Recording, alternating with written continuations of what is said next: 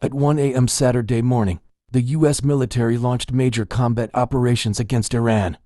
It's the most significant military escalation in the Middle East in a generation, and it happened without Congress. President Trump declared war on Iran, justifying it as necessary to eliminate nuclear threats and protect American lives. In his announcement, he warned that American soldiers may die in this conflict. The strikes targeted nuclear facilities, missile infrastructure, and military command centers, killing Iran's supreme leader Ayatollah Khamenei. Trump told Iranians, "The hour of your freedom is at hand." A short time ago, the United States military began major combat operations in Iran. Our objective is to defend the American people by eliminating imminent threats from the Iranian regime, a vicious group of very hard, terrible people. Its menacing activities directly endanger the United States, our troops, our bases overseas, and our allies throughout the world. For 47 years, the Iranian regime has chanted death to America and waged an unending campaign of bloodshed and mass murder, targeting the United States, our troops, and the innocent people in many, many countries. Among the regime's very first acts was to back a violent takeover of the U.S. Embassy in Tehran, holding dozens of American hostages for 444 days. In 1983, Iran's proxies carried out the Marine barracks bombing in Beirut that killed 241 American military personnel. In 2000, they knew and were probably involved with the attack on the USS Cole. Many died. Iranian forces killed and maimed hundreds of American service members in Iraq. The regime's proxies have continued to launch countless attacks against American forces stationed in the Middle East in recent years, as well as U.S. naval and commercial vessels in international shipping lanes.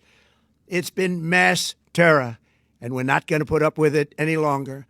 From Lebanon to Yemen and Syria to Iraq, the regime has armed, trained, and funded terrorist militias that have soaked the earth with blood and guts.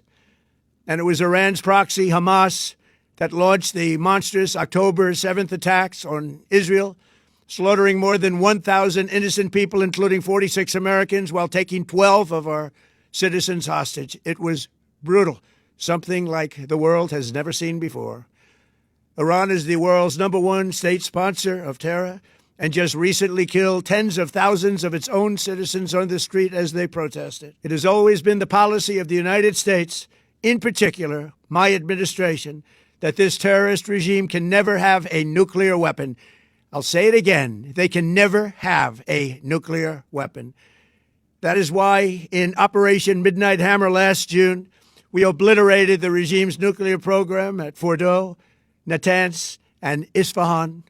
After that attack, we warned them never to resume their malicious pursuit of nuclear weapons, and we sought repeatedly to make a deal.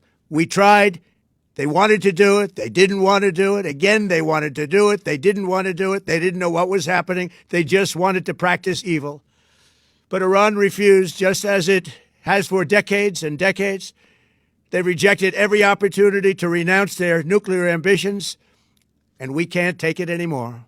Instead, they attempted to rebuild their nuclear program and to continue developing long-range missiles that can now threaten our very good friends and allies in Europe, our troops stationed overseas, and could soon reach the American homeland.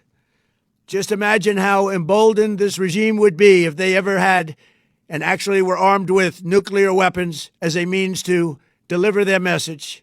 For these reasons, the United States military is undertaking a massive and ongoing operation to prevent this very wicked, radical dictatorship from threatening America and our core national security interests. We are going to destroy their missiles and raise their missile industry to the ground. It will be totally, again, obliterated. We're going to annihilate their Navy. We're going to ensure that the region's terrorist proxies can no longer destabilize the region or the world and attack our forces, and no longer use their IEDs or roadside bombs, as they are sometimes called, to so gravely wound and kill thousands and thousands of people, including many Americans. And we will ensure that Iran does not obtain a nuclear weapon. It's a very simple message. They will never have a nuclear weapon. This regime will soon learn that no one should challenge the strength and might of the United States Armed Forces. I built and rebuilt our military in my first administration, and there is no military on earth even close to its power, strength, or sophistication. My administration has taken every possible step to minimize the risk to U.S. personnel in the region. Even so, and I do not make this statement lightly, the Iranian regime seeks to kill. The lives of courageous American heroes may be lost, and we may have casualties. That often happens in war. But we're doing this not for now. We're doing this for the future, and it is a noble mission. We pray for every service member as they selflessly risk their lives to ensure that Americans and our children will never be threatened by a nuclear-armed Iran. We ask God to protect all of our heroes in harm's way, and we trust that, with his help, the men and women of the armed forces will prevail.